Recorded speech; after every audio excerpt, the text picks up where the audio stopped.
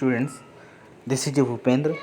Online study की इस series में आज हम चैप्टर 5 ऋजुरेखीय पथ पर गति के नेक्स्ट टॉपिक एक समान त्वरित गति के समीकरण पर हम चर्चा करेंगे।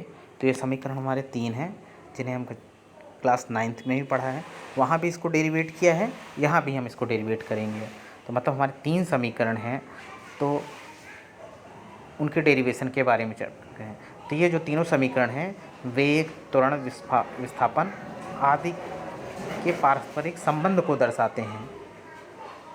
इन समीकरण की का प्रतिपादन वैज्ञानिक सर आइजैक न्यूटन ने किया था और उन्हीं के नाम के आधार पर इसे न्यूटन के समीकरण भी कहते हैं।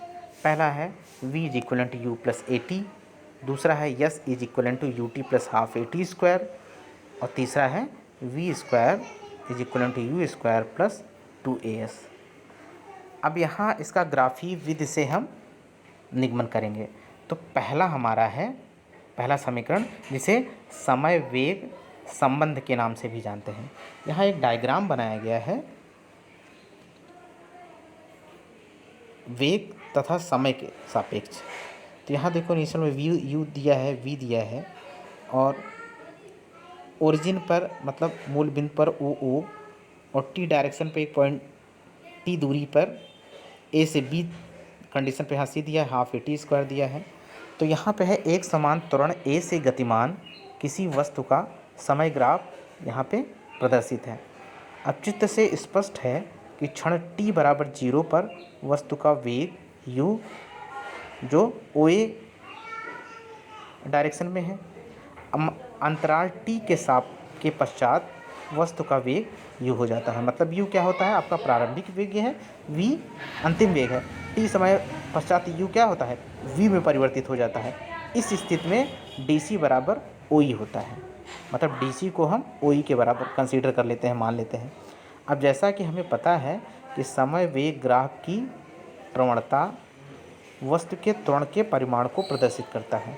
अतः वस्तु का त्वरण a बराबर बी सी अपान ए सी।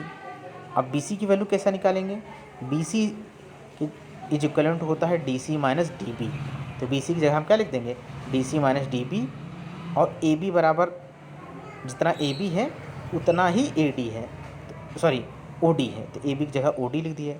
अब हम जानते हैं डी सी की वैल्यू वी है, डी बी की वैल्यू यू है, ओ डी की वैल्यू टी है। तो A is equal to V minus U upon T, cross multiply करेंगे तो क्या होगा, ए टी बराबर v माइनस यू इधर चला जाएगा तो हो जाएगा ए टी प्लस यू बराबर v। तो v is equal to U plus A T. ये हमारा न्यूटन के गति के समीकरण का प्रथम समीकरण है, जिसे हम समय वेग संबंध समीकरण के नाम से जानते हैं। अब दूसरा हमारा समीकरण है जिसे समय स्थिति या टाइम पोजीशन रिलेशन कहते हैं। तो गतिमान वस्तु द्वारा चली गई दूरी को हम s से प्रदर्शित करते हैं। तो s बराबर क्या होता है, यहाँ पे ओ ए सी बी डी का एरिया निकालेंगे।